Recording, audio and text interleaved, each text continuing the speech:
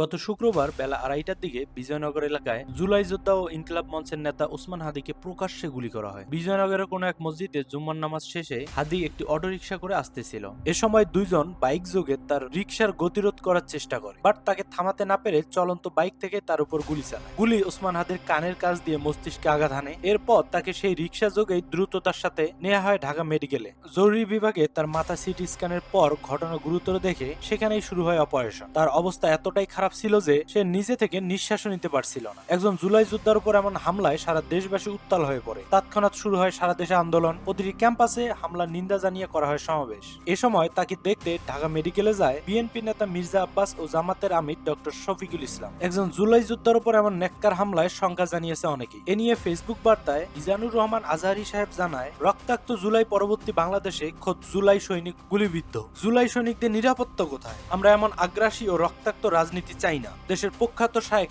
আহমদুল্লাহ সাহেব তার ফেসবুক পোস্টে লেখেন, তরুণ রাজনীতিবিদ ও অ্যাক্টিভিস্ট শরীফ ওসমান হাদি গুলিবিদ্ধ হওয়ার ঘটনায় আমরা গভীরভাবে উদ্বিগ্ন ও মর্মাহত। আল্লাহ তাকে সুস্থভাবে আমাদের মাঝে ফিরিয়ে দিন। রাতভর ঢাকা মেডিকেলে হাদির চিকিৎসা চলার পর শেষ রাতের দিকে একটু উন্নতি ঘটে। এরপর তাকে উন্নত চিকিৎসার জন্য নেওয়া হয় এভার কেয়ার হাসপাতালে। ইতিমধ্যে ক্রাইম বিভাগ এই ঘটনার তদন্ত শুরু করেছে। বিভিন্ন সিসিটিভি ফুটেজ দেখে সন্ত্রাসীদের শনাক্ত করার চেষ্টা চলছে। এদিকে সরকার থেকে ওই বিষয়ে নেওয়া হচ্ছে কড়া পদক্ষেপ। কাল প্রধান উপদেষ্টা জানায় এই সন্ত্রাসীরা যেন দেশ থেকে পালাতে না পারে। এছাড়া আজকে স্বরাষ্ট্র উপদেষ্টা ঘোষণা দেয় যে হাদির হামলাকারীদের ধরিয়ে দিতে পারবে তাকে 50 লক্ষ টাকা দেওয়া হবে। বাট জনগণের মনে একটাই প্রশ্ন, জুলাই যোদ্ধাদের উপর আক্রমণ হলে দেশের মানুষ কোথায় নিরাপদ? ধীরে ধীরে সব বিপ্লবীদের উপর তাহলে এভাবেই হামলা চলবে এবং একটা সময় দেশ পরিণত হবে মৃত্যুপুরীতে? কিছুদিন ধরে হাদিকে অনবরত হুমকি দেওয়া হচ্ছে। এর বিরুদ্ধে সরকারের কোনো পদক্ষেপ না দেখায় দেশের জনগণ হতাশ। তবে সবার একটাই চাওয়া, হাদি আমাদের মাঝে ফিরে আসুক, আবার তার কণ্ঠে উঠুক অন্যায়ের বিরুদ্ধে আওয়াজ।